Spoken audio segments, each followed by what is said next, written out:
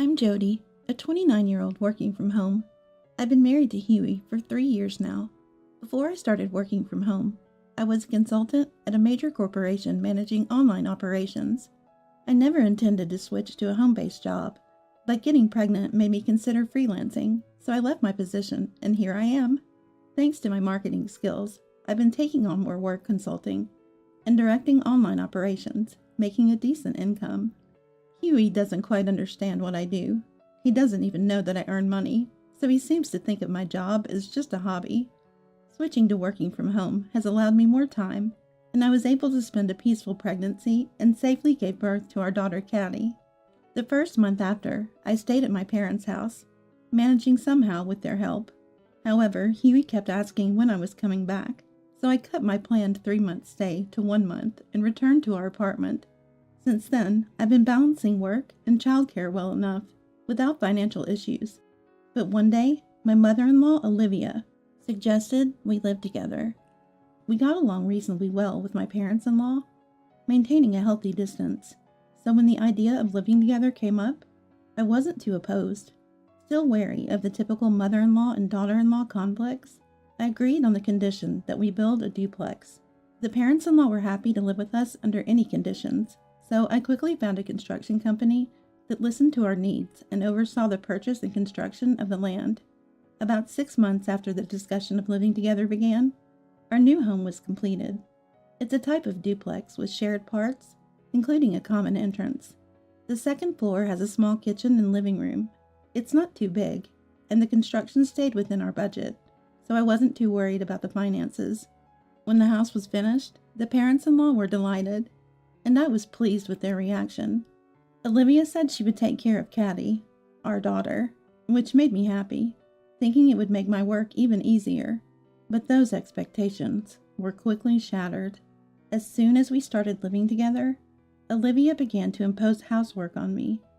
Even during work, she'd come into my office without caring. "I'm hungry. Make me something right now. Hurry up and do the laundry. There's dust everywhere. If you don't clean, I won't stop sneezing because of my allergies. Caddy is crying. She's noisy. Do something about it."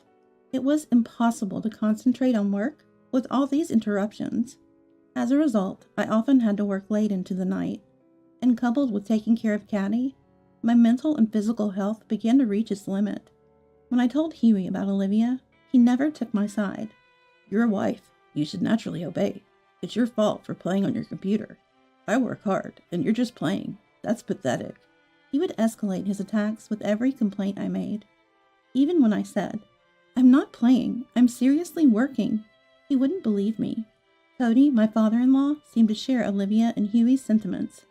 "Work from home is hardly serious. It can't be more than a hobby," and didn't trust in my work at all.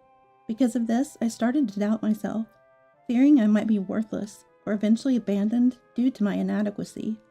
Then one day, when Huey was off work and everyone was home, while I had Caddy lying next to me as I worked, Huey burst into the room with a loud noise. "Come to my parents' room right now," ignoring Caddy, who started crying, and leaving the room. He must have known Caddy was there, so was that loud noise necessary? Doubting the sensibility of Huey and the parents-in-law who interrupted my work, I picked up the crying Caddy and went downstairs. Entering the living room, I found the parents-in-law and Huey talking happily. Perhaps I had reached my limit of irritation, as anger started to bubble up inside me. "What is it?" I asked quietly, sitting down with Caddy in my arms. The parents-in-law and Huey were still whispering something to each other. Feeling uneasy about their secretive behavior, I patiently waited for them to start the conversation. Then Olivia coughed exaggeratedly and glared at me with surprising words. "You, leave this house." I was confused by Olivia's abrupt statement. What did she mean by leave? Was she telling me to temporarily go back to my parents' house? What do you mean? I took a deep breath to calm myself and asked Olivia again, staring at her intently. "It means just what I said." She snorted and began to cross her arms arrogantly. Even as I looked to Huey for an explanation, he was just smiling continuously. Has he gone mad? Or is it me who's losing it? Why? I thought I needed to hear the reason calmly, so I first asked Olivia why she said that. Olivia's eyes lit up as if she was glad I asked, and with a smile similar to Huey's, she began to rant about how inadequate I was. Every day you neglect housework, let Caddy cry incessantly, and just play with your computer and mobile phone. I don't know if you're relying on Huey's salary, but you never listen to advice, just like a parasite. Olivia continued, laughing heartily as if she found it amusing. I apologize for the housework, but I'm doing the basics. I also take good care of Caddy. She's quite a quiet child. I countered Olivia's accusations as much as possible. I can't just let go of my computer and mobile phone. I'm working. Isn't that understandable? Then Huey glared at me. Are you cheating or what? And he accused. What? I glared back at Huey, bewildered by his baseless accusation. Yes, Jody is cheating. Olivia joined Huey, pointing at me with a look of disgust. I was appalled at their audacity. I'm not cheating. I can show you my mobile phone right now. I took out my mobile phone to prove my innocence, but Huey just scoffed at it. Anyone can deceive with that. Can't trust you. Is that so? I realized arguing was pointless and put away my phone. For now, we don't need someone like you. Parasite should move out immediately. Olivia continued to berate me. Move out quickly, she continued. I started to feel like maybe leaving with my daughter was the only option. However, there was one reason I couldn't decide to leave just yet. The duplex house. I was the one who paid for it, went to the construction company repeatedly, and was particular about the interior and exterior. Therefore, I can't just easily say, yes, sure, and leave this place. Moreover, the mortgage is still in my name, and I doubt Huey's salary alone could cover our living expenses. If I leave, my income goes too. Are you sure you can manage? I gave them one last chance to reconsider, but Huey scoffed. What income of yours? Don't make me laugh. We've been living off my salary alone until now. His ignorance made me feel almost sorry for him. I sighed deeply and turned to Olivia. Huey is quite a handful, even more than a 6-month-old daughter. Will you be taking care of him? Huey is high maintenance.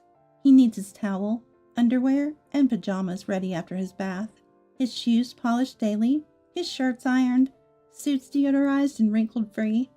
If his morning coffee's strength is slightly off, he loses his temper like a madman. I doubted Olivia could handle such a needy Huey. I asked, offering Olivia a chance. I can do a better job than you, who's just been playing around. She scoffed. Besides, if you leave, Huey already has someone else in mind.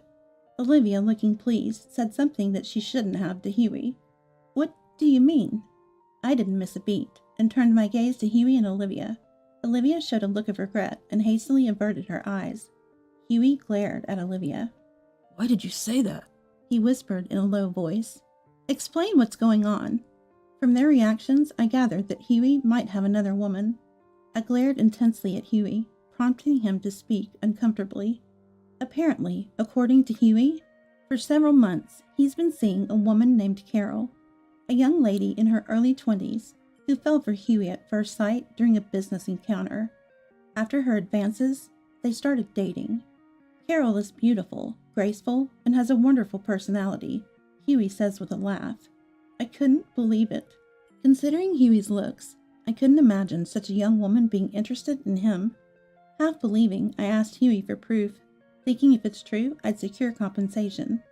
Huey showed me his WhatsApp history with Carol, and as expected, the messages were mostly from Huey, suggesting dates and compliments, but Carol seemed disinterested in anything beyond work, politely declining personal interactions.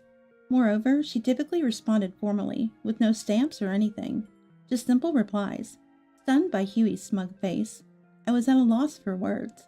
I took screenshots of the conversation, transferred them to my phone without permission, and saved them. You never know when they might serve as evidence. Understood. Then I'll leave. With all that had transpired, my affection for Huey had cooled off entirely, and I didn't care what happened to them anymore. I'll take Caddy with me, I declared, as Huey and the parents-in-law seemed pleased with my decision to leave. Huey's face turned serious, and his raised hands fell. What are you talking about? You can't raise Caddy without any income. That's right. Leave Caddy here. Don't be silly. Huey and the parents-in-law don't understand why I need to take her with me. As far as I'm concerned, I don't understand why I should leave my daughter in such a place. I've told you, I have an income. And why would I leave her with people who can't even take proper care of her? When Caddy grows up, she'll work hard, and I'll relax. Huey interrupted with his nonsensical talk as I was explaining why I wouldn't leave Caddy. What does he think of our daughter? My anger was building. He kept spouting selfish things, not realizing he's digging his own grave.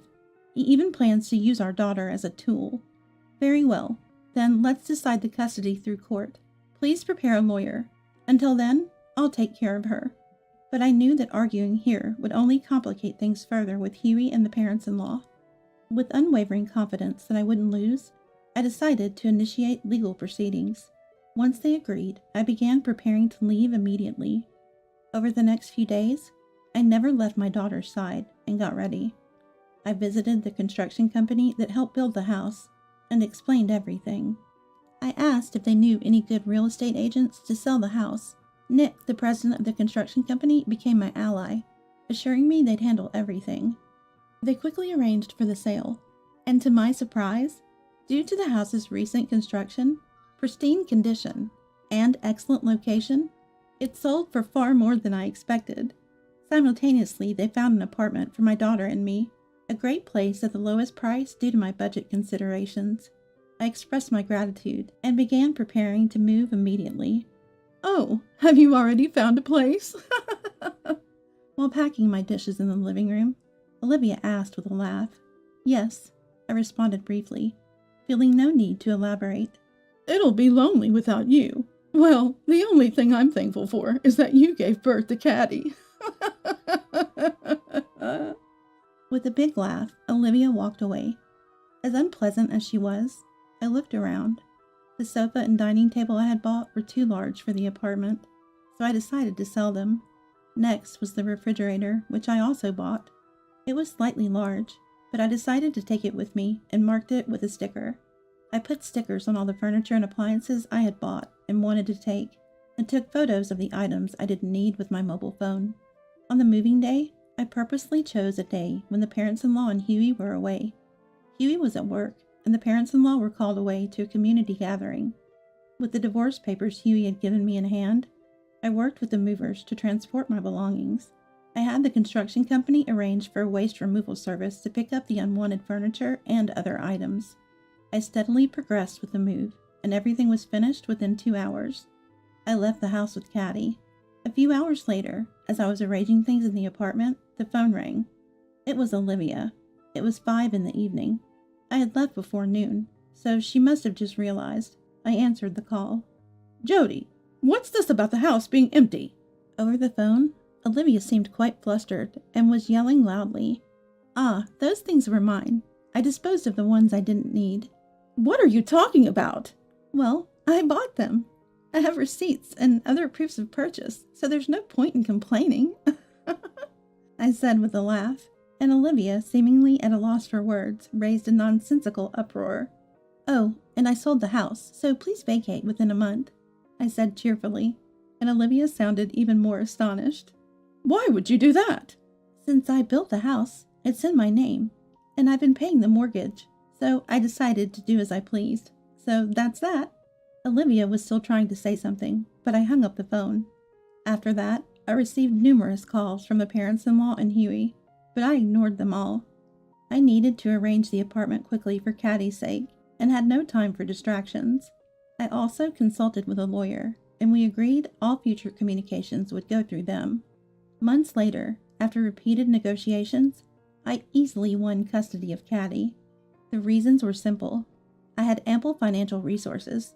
I had been the one caring for Caddy all along, and working from home allowed me to spend more time with her. Huey, who had assumed he would naturally win custody, was shocked and bitterly spat. I don't need such a girl anyway, and stormed off. Relieved that I could finally live peacefully with my daughter, I felt a sense of calm settle over me. After I left, the parents-in-law and Huey haven't left yet. What should I do? I received a call from the president of the construction company.